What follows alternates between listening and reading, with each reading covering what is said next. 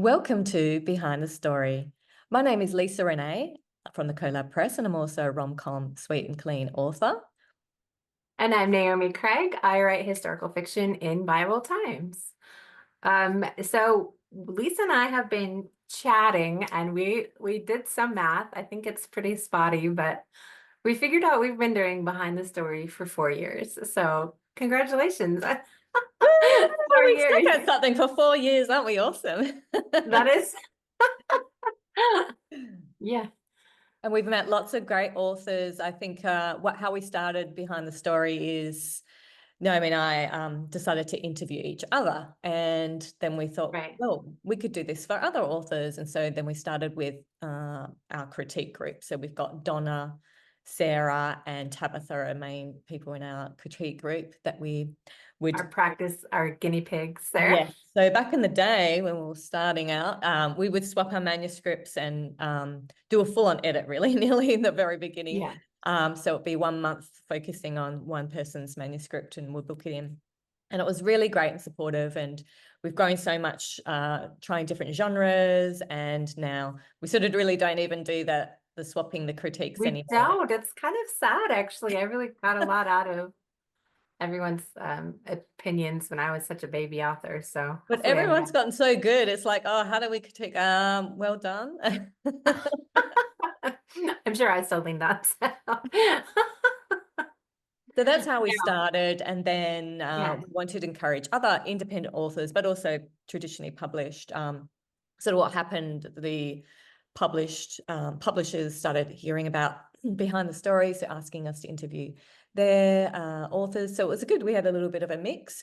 A lot of our focus can be like half of the focus will be about the author journey, what they found that worked with them, with getting their books known and Right. that kind of stuff. And that was sort of one of my motivations as well, is like getting behind the scenes of these authors and how, they succeeded, because we've had people who are done quite well with independent publishing or the sort of a mid-list author. And it's just amazing that so many people have done it different ways and what's worked for them. So yeah, it's been a great journey learning and meeting these different authors, and some of them I've connected with and worked with Right. aside from, because we made that connection with Behind the Story. And Yeah. you too, Naomi, you've got some connections with your. Yeah. I mean, the biggest one I think that's the most active is probably Dana McNeely. She and I run Biblical Fiction Aficionados. She's in Arizona as well, so we've met up a couple of times. But yeah, I think that's probably the biggest as far as platform. And then of course, that naturally has led to meeting other um, biblical fiction authors. And we have a really tight-knit community there as well. It's really amazing to see the Christian authors supporting each other. We're not competing. We're, hey, let me put a blurb in your newsletter, or that sort of thing. So it's really been such a great, fantastic environment to thrive in, I think, as a Christian author. Now you've got this aficionados. Can you actually spell it for me, like, and for our Oh viewers, so goodness. they can find it on Facebook, because it's. Yeah, it's AFI. Why did I pick such a tricky name? I don't know. Is I it don't a know. fiction? And AFI, oh maybe. C. I better write this out myself. Um, or check it on my phone. It's So on like my everyone, grab arm. your phones right now and go to Facebook. Make sure you don't Aficionado. leave our Oh, here show. it is. Yeah, And in the it's one search of my bar, type commonly in. used words. Aficionado. Biblical Fiction Aficionados. Oh, S at the end. We'll put that in the show notes as well. But I thought it'd be great because this is actually, we've had so much fun with Behind the Story, but things are getting busier for Naomi and I. So this is actually going to be our last episode. So we want you to stay connected to us. Yes. And Naomi has such a big community, supportive community with biblical fiction aficionados. Yeah, so there is not fiction, it's aficionados. Yeah. No, So it's aficionado is like someone who is like an elite tester of, or connoisseur of all these, I guess, Again, why did I pick such a tricky name? I don't know. But That's why we have links. So that's I right. really want you to go and support Naomi and stay connected with her. And she's just such a support to authors in the community. And so if you like, you know, the nitty gritty sort of historical fiction type novels that are sort of basically like literary fiction, like just really beautifully written, go over there and check out the authors. And yes, they are very supportive of each other because there's only, these books take so long to write, so much research and, Right. you know, nutting it out and that kind of stuff. So that's why they're really great, you know, promoting each other because, you know, how can they like keep up with the demand? You can't keep up. I can't keep up. But yeah, so that's actually Dana and I do offer interviews that are targeted specifically for biblical fiction authors and readers. I was just gonna say the name again. Let's see how many times we can say this awkward name. And which is a lot of fun. It's kind of stemmed from here, doing those author interviews, and because it's a tricky niche. And so with Dana's newsletter list and my newsletter list and our platform, of over, I believe it's over 1,300 people on Facebook who are talking about early church and Bible era fiction. So it's like a real targeted niche. So Dana and I do offer lives on Facebook with these authors, and it's a lot of fun. We have questions and answers, and we have a read aloud, and usually a fun game. Dana and I get pretty silly with our games, so we've got great interaction, and usually there's giveaways there too. So I've kind of, I think that's one of the things that Lisa and I have both kind of, as we came here with Behind the Story, it was to get to know the authors, yes, but also to build our platform. And so we've both kind of found where our niche is and locked in on that. So just with the extra time and all the stuff that we've got going on, we've got a lot of, both of us individually have a lot of family life going on. So we want to make sure that we're spending our time specifically with our niche audiences and to building the most value for our specific group of people. So even though we've had rom-com authors and we've had biblical fiction authors on the show, it's just really honing in on what's going to be adding that specific value to our specific platform. So that's one of the reasons that we just felt it was time. We just, if you've been paying attention for the last 4 years, you've noticed that this last year we reduced from every 2 weeks to once a month, and even that was every other month for historical or rom-com.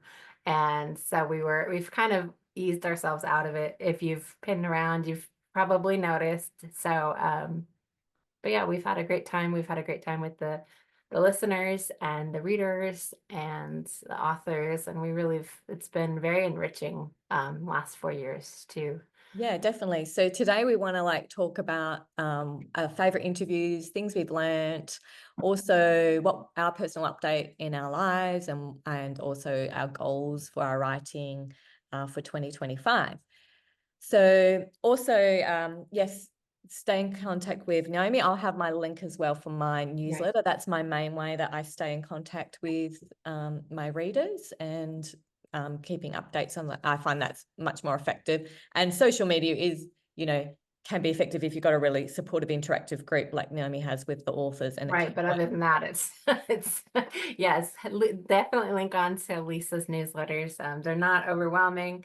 They're once a month or so, aren't they? And then they just give good information about what she's up to and what other books that you will definitely love, and you wanna link in on that one.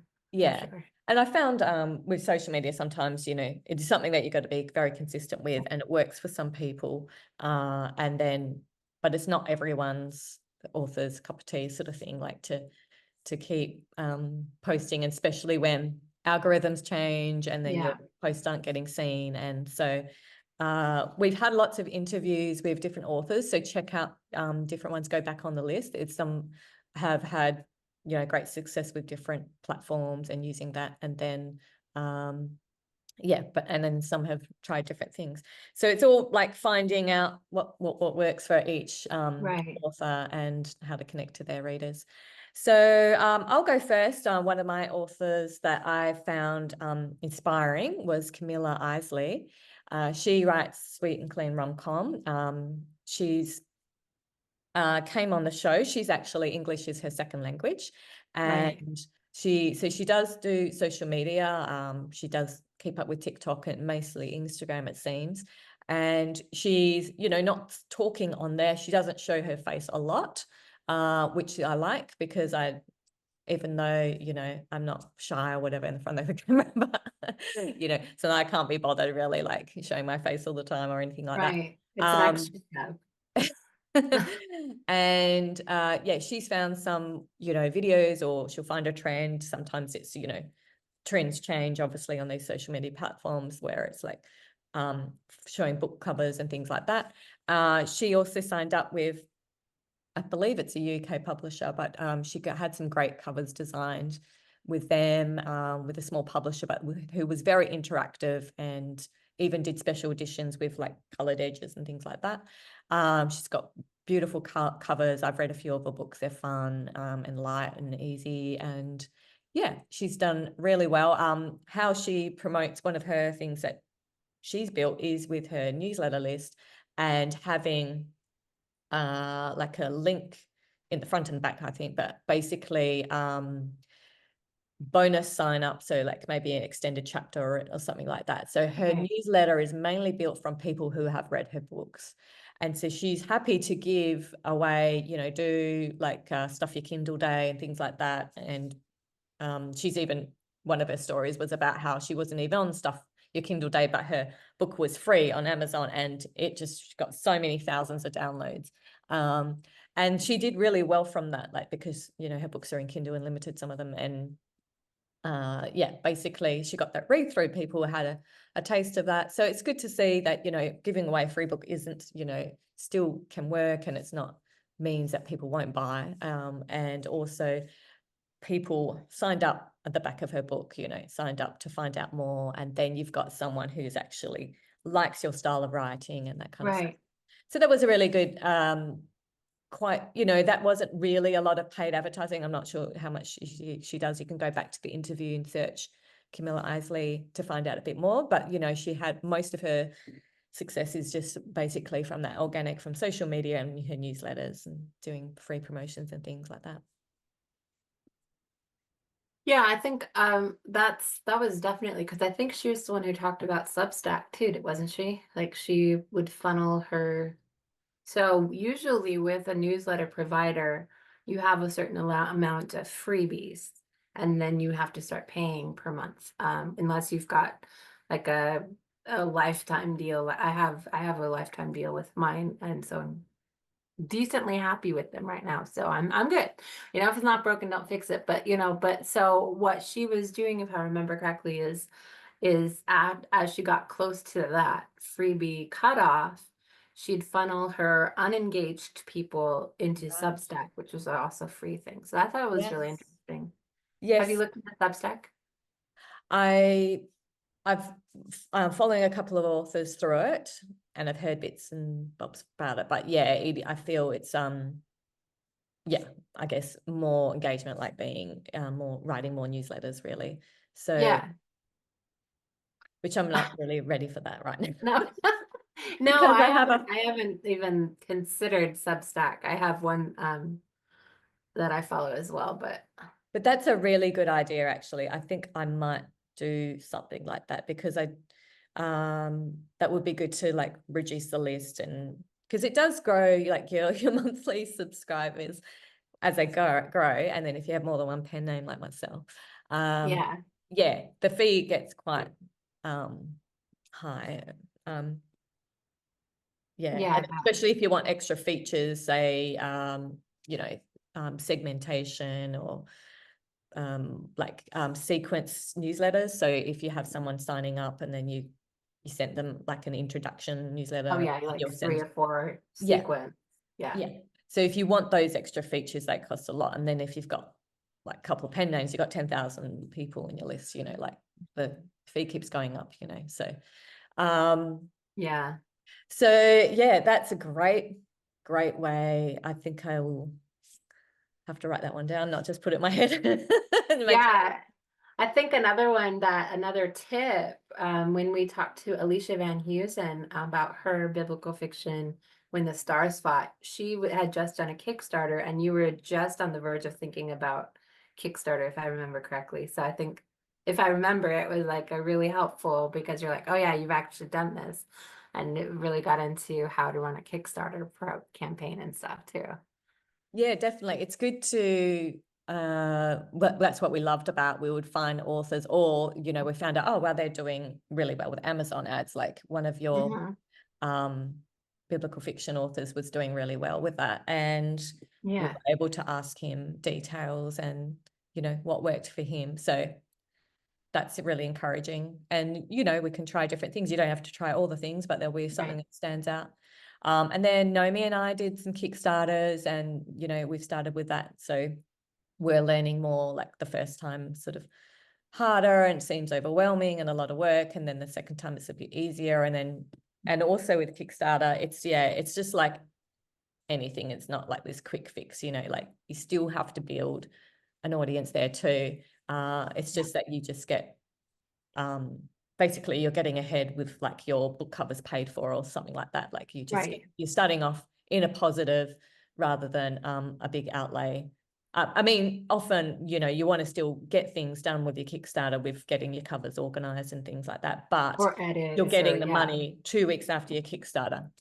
You get the money to pay off that bill. Whereas Amazon, you start promoting your book, you've got to have everything done, and then you've got to start selling the books, and then you get paid 2 months after. So if it takes you 2 months of selling to sort of do a good launch and get something, and and then that's even if you can get, like, for edits for a really long, big, thick book, it can get pretty pricey. So that's even if you could do amazing on Amazon that first month, then you'll see, but you're not going to see the return of all of the investment. So having a Kickstarter really is helpful to offset that, otherwise it's like you said, it's coming out of our savings. And yeah, so I think I continue to do Kickstarters as I'm, finding out the ropes of indie and stuff. But and so we've encouraged our readers and people out there that watch us to consider that buying direct from, if an author is offering direct from their store,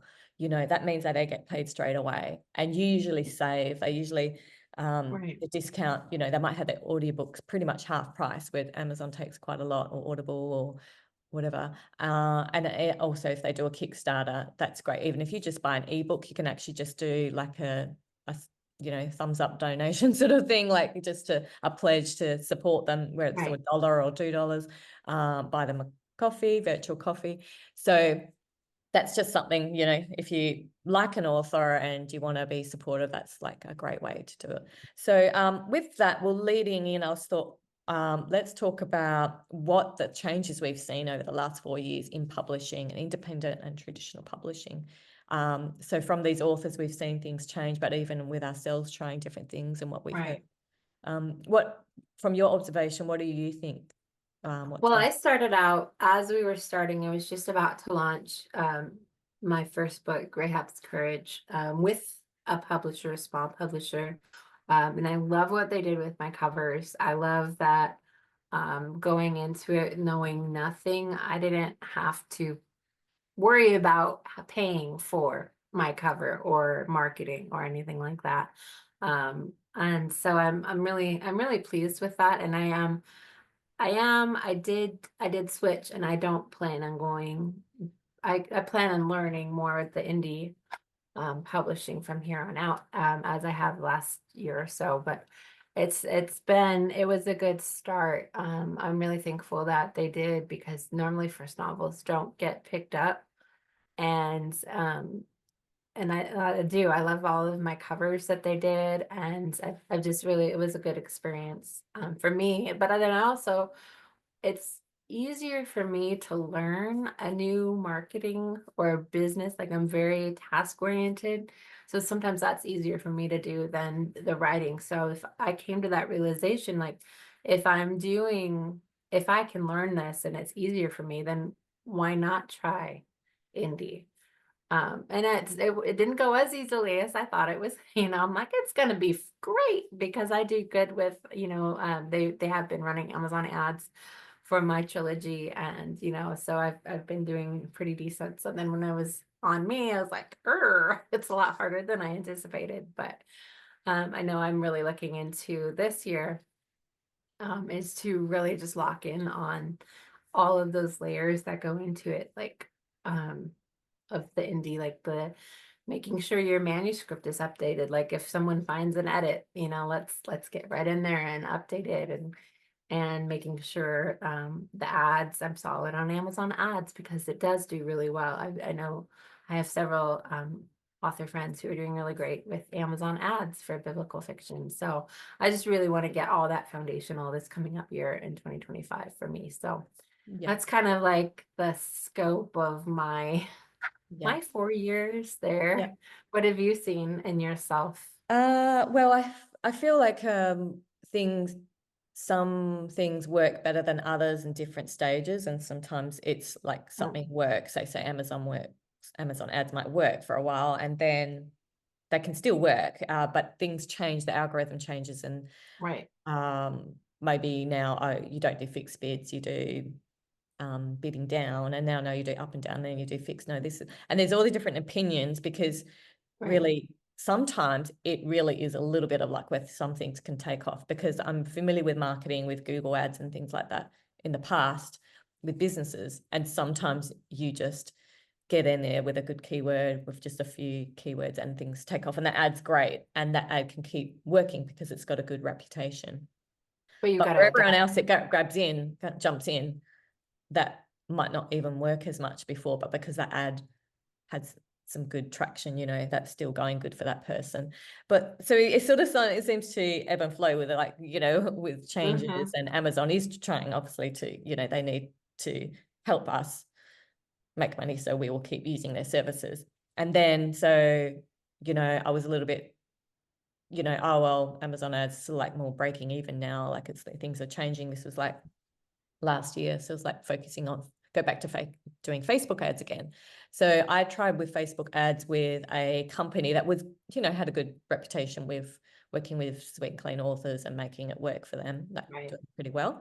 And they did okay, and they had did some okay with one of my series. They did quite well, but there was other ones that just, and sometimes it just isn't, a series just doesn't do as well on a certain platform. And so, changing things up. And then I had a break from that because although they were doing okay or breaking even or a little bit positive, but then I had to pay their fee on top to manage it. But the great thing with them is that they set it all up. So then it was in my Facebook ad manager campaign. And so they can just log out, and then can't get in there anymore, and I can manage those ads that they've set up. So that was sort of the goal anyway.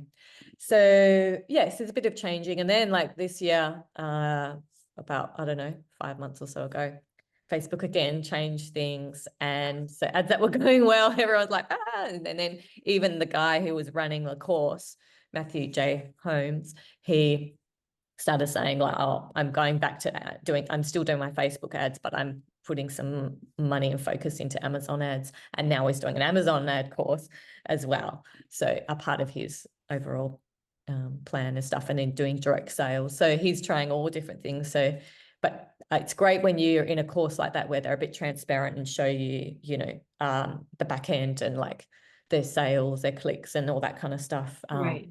And so you're seeing, and they're showing you step by step how things work. So yeah, it's also making time for those things. So like need time for writing and editing, and then networking with authors, and then you've got to do this marketing thing. And a lot of those with Facebook ads, for example, it's a lot of testing images and then changing the heading and changing the but mostly the images, and it's quite a lot of focus and work. And also Facebook will chew your money up. So you've got to be onto it. And then there is a bit of a testing time where it costs some money to test, like, so yeah. So anyway, it's if you're a reader out there, yeah, we go through a lot just to get these books Right, out. it's marketing itself could be a full-time job. Writing itself could be a full-time job. And so we're trying to do a bit of writing, a bit of marketing, a bit of managing the Facebook so it doesn't eat you out of house and home. Oh, and we also have a family and a home life and church. Yeah, that's right. And that's probably why I backed off from social media for a while. And if some of my Australian author friends that I wrote with the Trinity Lake series are like, where are you, Lisa? You know, you okay? Whatever, because they hadn't heard much from me. Also, because I have another pen name with Tabitha, we do Taryn Daniels. And so, yeah, I might be logged in that author account, you know, and Right. sometimes I don't see my messages, and then obviously I have my personal, I'm hardly ever on Facebook for personal stuff, but I have my personal, you know, profile and things like that on groups that I'm interested in. So yeah, let's just take a breather and let's talk about what we have been doing in our personal life. Have we neglected our personal life? Have we gone back to like making more of a balance? And what have you been up to? Like, how are you doing with your balance of writing and family and church commitments and stuff? You know, when I'm on my game, I do well. I have my time block in the morning. My daughter is doing online school, so I really don't need to be doing a lot of teacher or tutoring. Church, there's always something going on. It's a very small church, and my husband's the pastor, so that means that I'm at a lot of things, and I do a lot of things. But yeah, it's been really great. We've seen the Lord move to really get deeper with our people and reach out to disciple others as well. And so that's really been fantastic. So the busy, it's good. It's a good busy. Um, and our youth in the last year has really, they're small. It's a small group, but we've really seen some really good relationships built to encourage our teenagers. I mean, I can't imagine it'd be impossibly hard to be a teenager in today's world. But we've got some really great kids, and just really happy with how I'm able to influence them and and be a part of their lives. So that that that's definitely a large chunk of my life is church commitments. But I do enjoy serving the Lord in that manner. So just trying to, I think it's hard to, if I'm my brain is you know, if I don't honor that time consistently, then my creative side is just like it's gone. So um all my creative energy gets used up elsewhere. So um but yeah, that's that's where I'm at. How about you? What's Yeah, well, I've been doing a few different things this year, some of the old, but also I've taken up running. So when I say running, it's jogging very slow.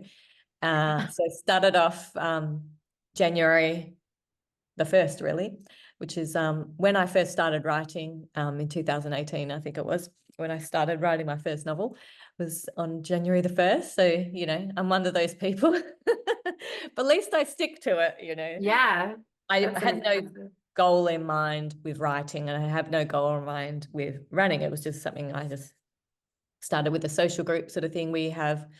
There's a thing that's all around the world called Park Run, and it's on Saturday mornings, but it's also on like New Year's Day and Christmas Day and things like that. It's really great to see the community together, positive people being healthy and getting out there. There's all people, shapes and sizes and ages, and some people walk and bring their dog and their kids in the pram. And then there's some people just jogging or whatever. And then there's, I call them the crazies, the ones that the runners that just do, you know, just I've got so many friends now that they're doing like, you know, 100 kilometers or 100 miles, or someone's training for a 200-mile event which as in nonstop, over 3 days.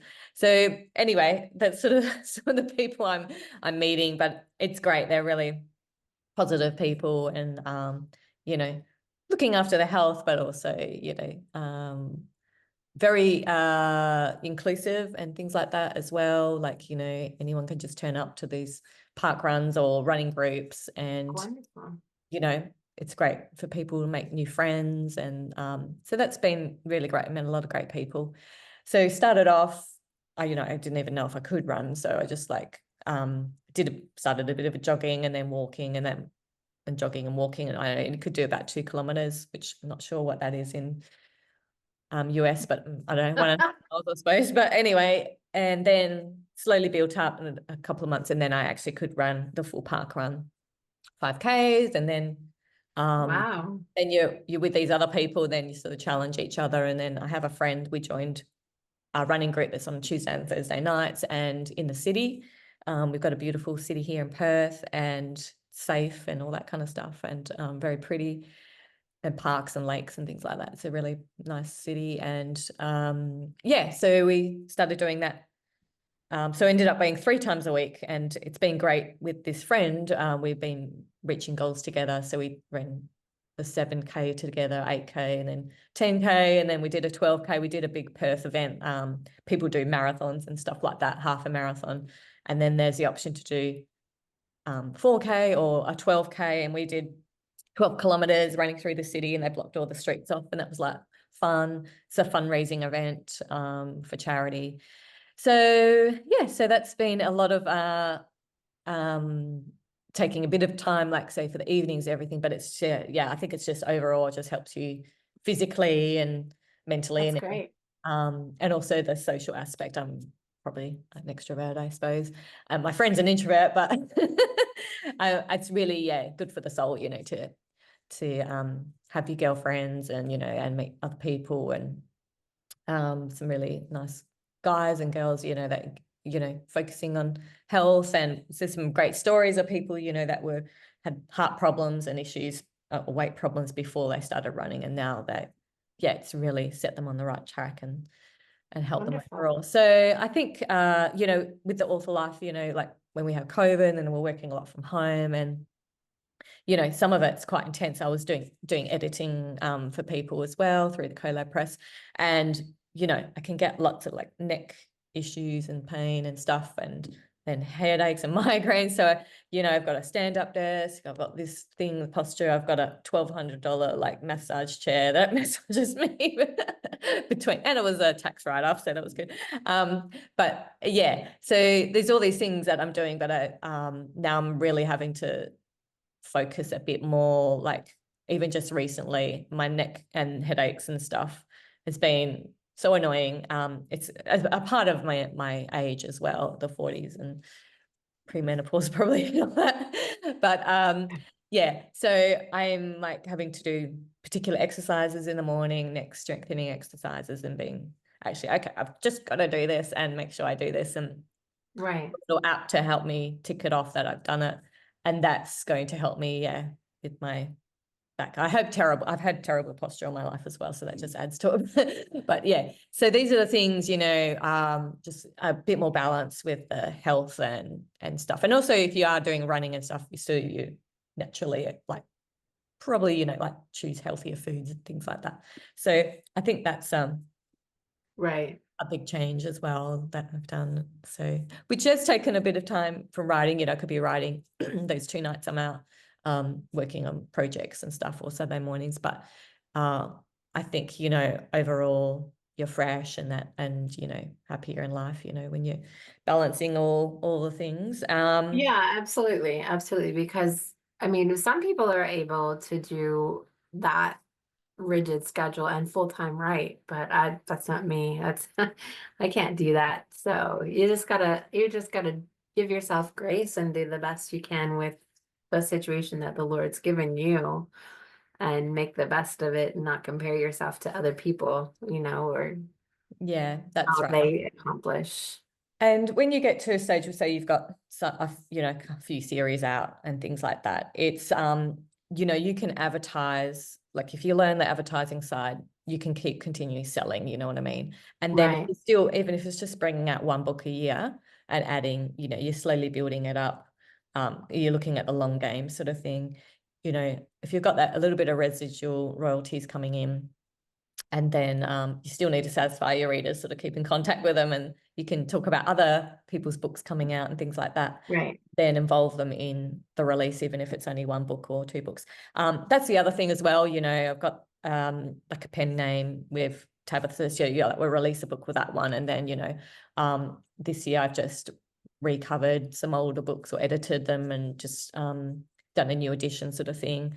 So releasing it on Kickstarter with a special cover like the one that I've got. Right. And then the Amazon version is a different cover now. And so just refreshing some of like unpublishing ones that, you know, aren't working, and unpublish them for the while, and then like maybe look at it whether I republish or revamp them and new covers, and then try something different. So you can always do that. So with the Taryn Daniels series, we had we first started off, it was like a collab press project. So I was the publisher.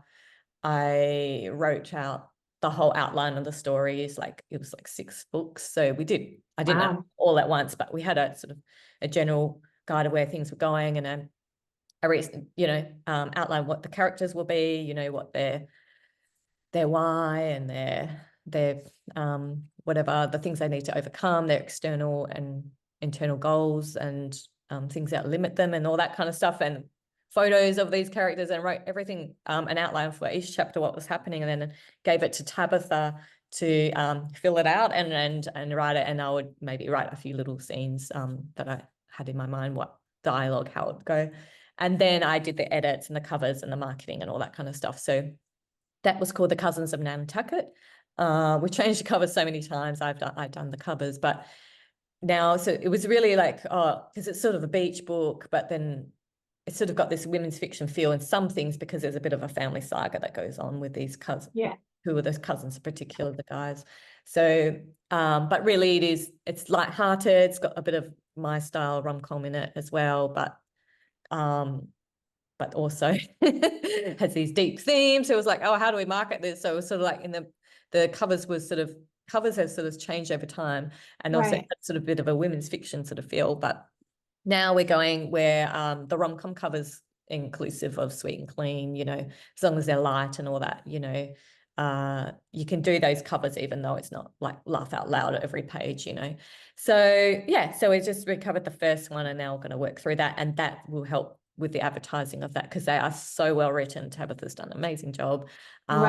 I did a great job at outlining the story, and like yeah, it's a great collab together. Yeah, and some of the stuff that came out, it just got deeper and deeper, and really still fun and romantic and stuff, but had some really great themes, and seeing the journey of one particular character who was just so terrible and nasty and became redeemed in the end. So, which we gave to the readers, you know, do you think we should give Tim his own story? Do you think we can redeem him? You know, like, because you hate him in the beginning, basically. Yeah. And yeah, even the beta team, you know, some that didn't think they didn't like him, and they were just like, yeah, you did a great job. And like, yeah, I like him now, you know. So you get to find out, oh, this is what happened, and that's why he's the way he is, and then seeing his healing journey. So yeah, that's The Cousins of Nantucket with Taryn Daniels. And there's no Taryn Daniels out there on Amazon, it's just us, so that's good. Picked a good name.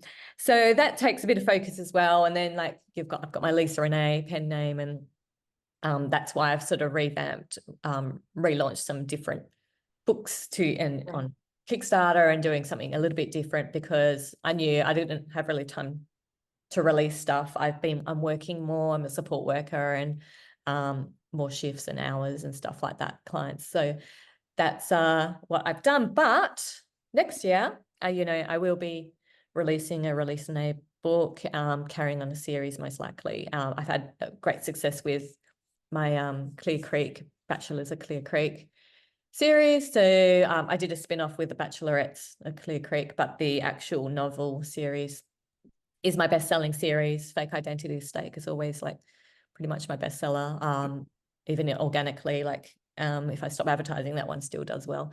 So Wonderful. yeah, so I think that might be something that I'll look into. And this year I didn't really have a plan, as in like, oh, just I'm not going to put any pressure on me. I'm going to focus on my health and writing and work and all that kind of stuff.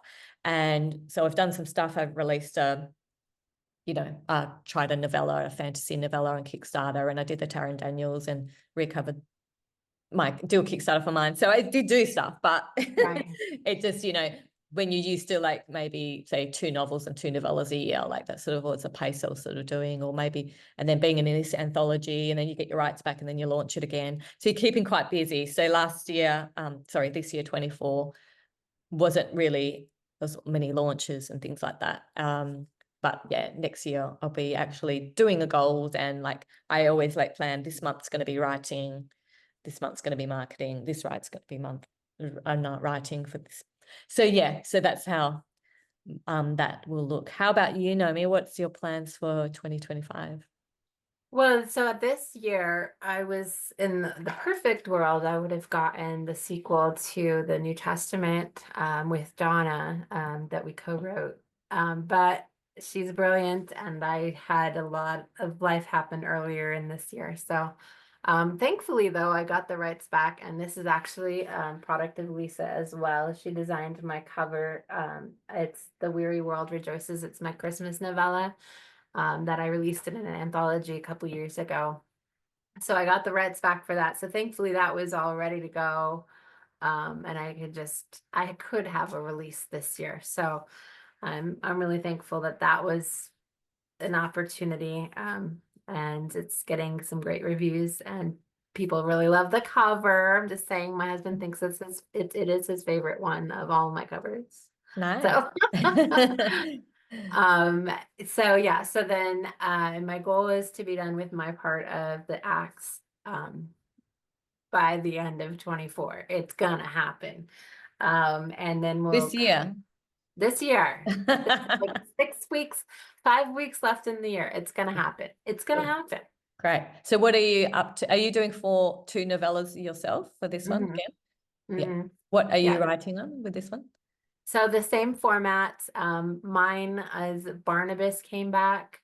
It's the first time I've ever done an actual sequel, so that's been an interesting. And then she did Timothy, and then mine was the Philippian jailer. And if you look at the book of Philippians, Paul refers to a gentleman who's a fellow soldier, um, and who was a great help to Paul. And I've kind of made them the same person in my fictional world. His name is Epaphroditus, and that's how I'm saying it, but um, and then if you look at Acts 17, where Paul is talking on Mars Hill he has a sermon about the unknown God. You worship all these gods, and I see you have the unknown God. At the very end, there's a lady named Damaris, and she believed, and that's all that we know. So Donna's done the 4th novella about Damaris. Nice.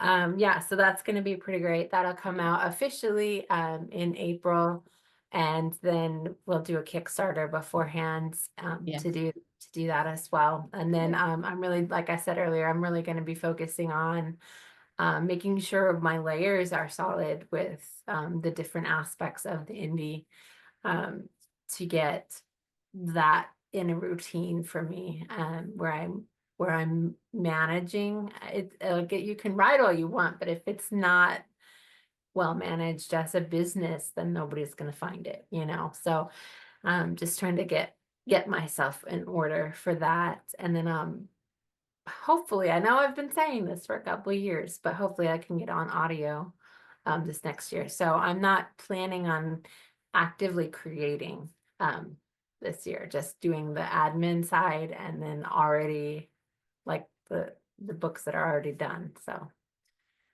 that's that's my goal. So Awesome. That sounds really exciting. yeah. Yeah, so you're going to continue on with Kickstarter. So, do you want to let everyone know like the journey on how that's going? Some people think, oh, well, like I did. You can do so well.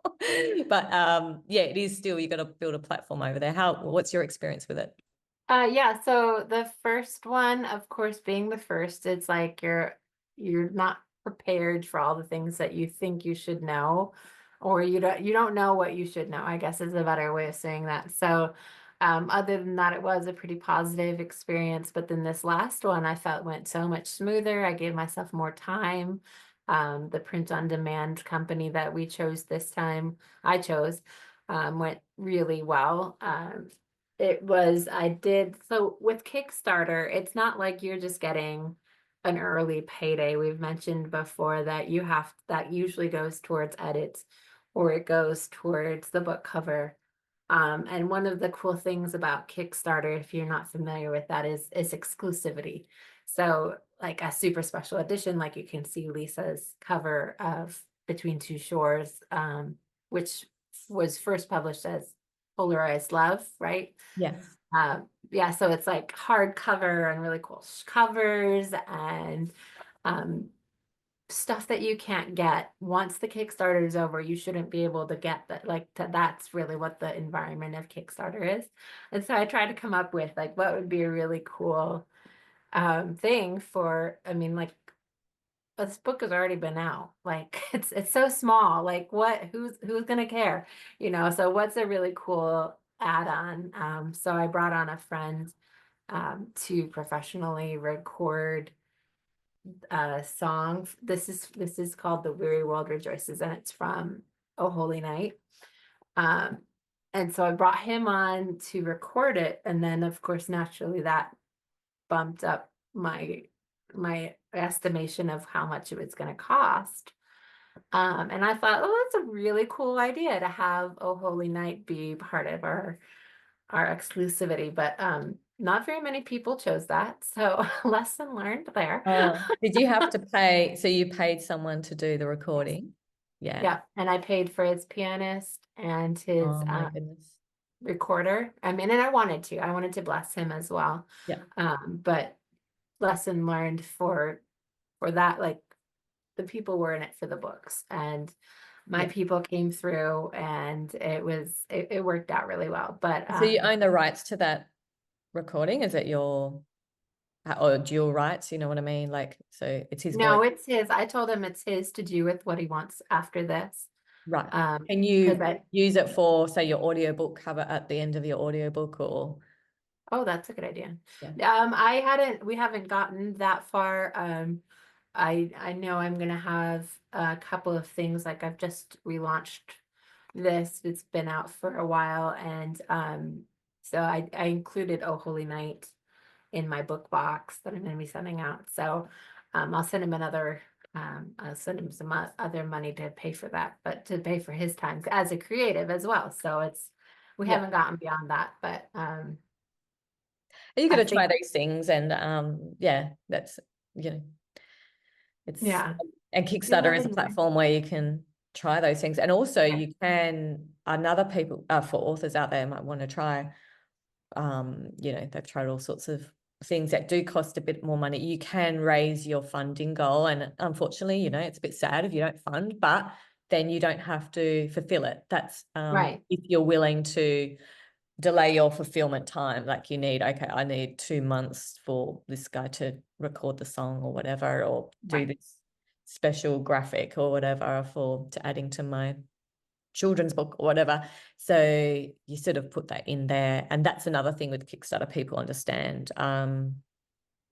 Like even with my fantasy one, like it's printed in the UK, it's got sprayed edges, all these special things. And like it was a month before they would even print it.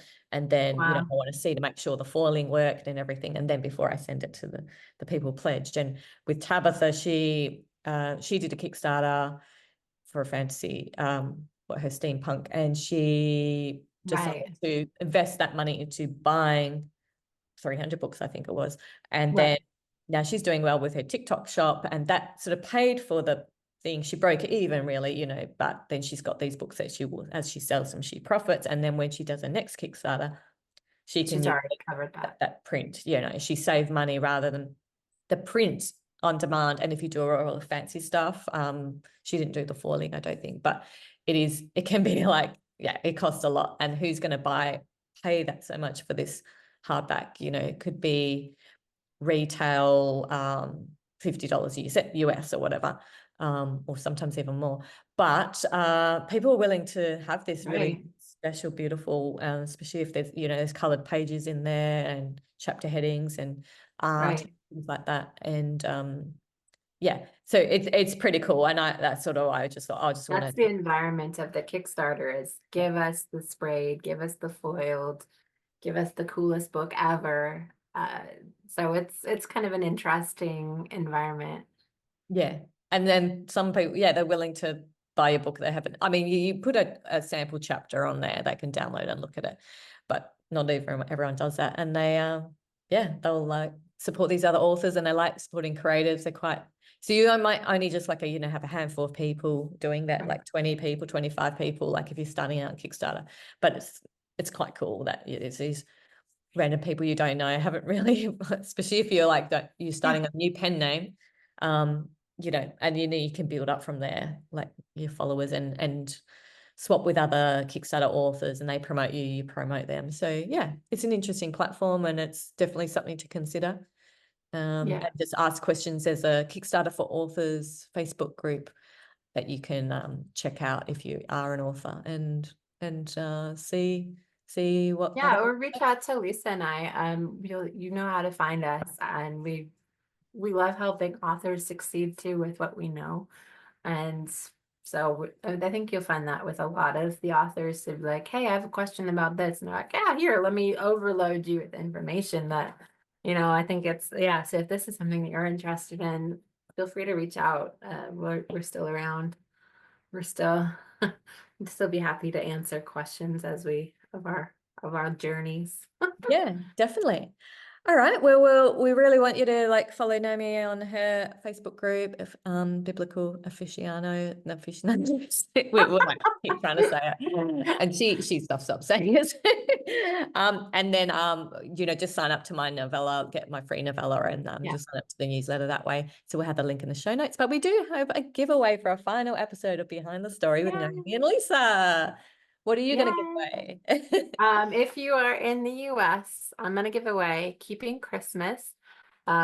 This is where The Weary World Rejoices actually first came out.